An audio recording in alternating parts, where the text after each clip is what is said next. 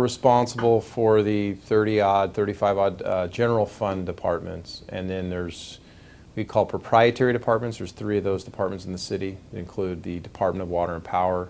It's the largest municipal utility in the country, and then we also have our airports department. It has 4 airports, including LAX, and then we have the Port of Los Angeles, which is one of the larger ports in the country.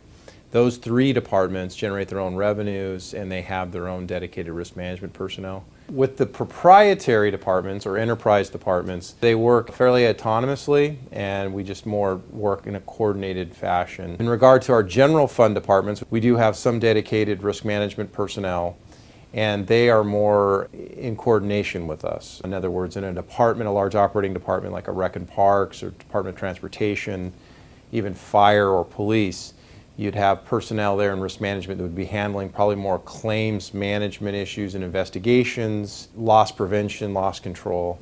And so they're out in the field, they're on the front lines, they know what's going on in those large departments, and we'll work with them cohesively. Holistically, we work as a team, but we do have risk financing, risk control, public works, and our owner-controlled insurance program. We have a pretty big bonding program, bonding assistance program in the city of Los Angeles that we administer. We also have insurance and bonds compliance in the city. We have management of attorney, our attorney outside counsel for conflicts. So we deal with outside counsel and litigation management. And so all of these are subfields within risk management, and that's how they're delegated out to different risk managers that lead these teams.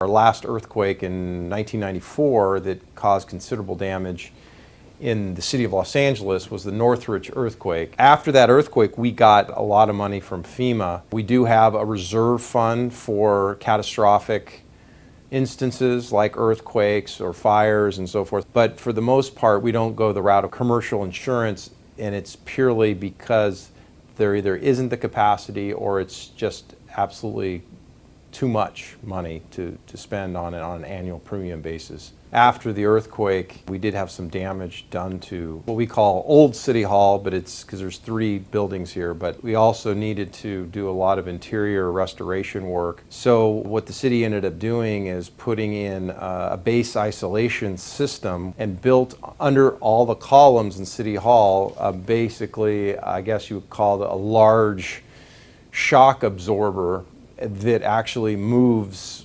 with the land movement shaking. So the idea is it'll shift back and forth, but it won't crumble or it won't have major cracks. And so it's really a unique system for a retrofit in an old historic building.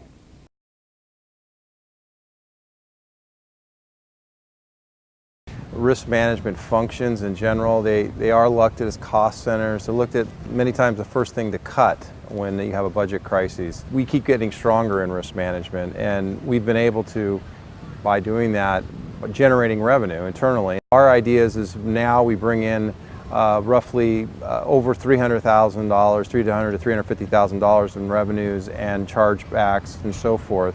But we'd like to get to the point where maybe we can be 100%.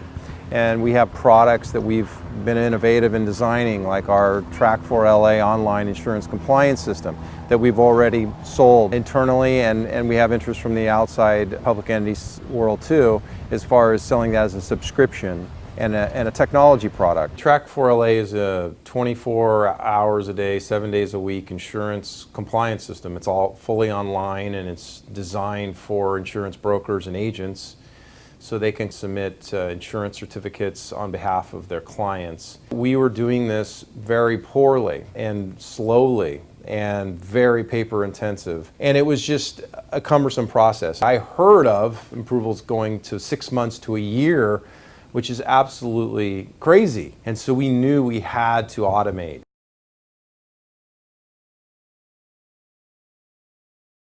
City of Los Angeles, we have 15 council offices, and we have a mayor's office, and they all have objectives that they want to achieve, and I understand that. And I think it's important that they achieve those objectives. And I'm always about trying to help them make things happen. And I always try to say yes. I always try to make things happen for political offices, because they're always wanting things to happen quickly, and they want it now. And so you just have to work with them to understand that we want to make it safe. We don't want to have liability. We want to protect the city, but we want whatever event or function or project or program to go forward. And you got to be a positive part of the solution. They learn to respect that. They learn to like you. They learn to come back and want you to help them the next time.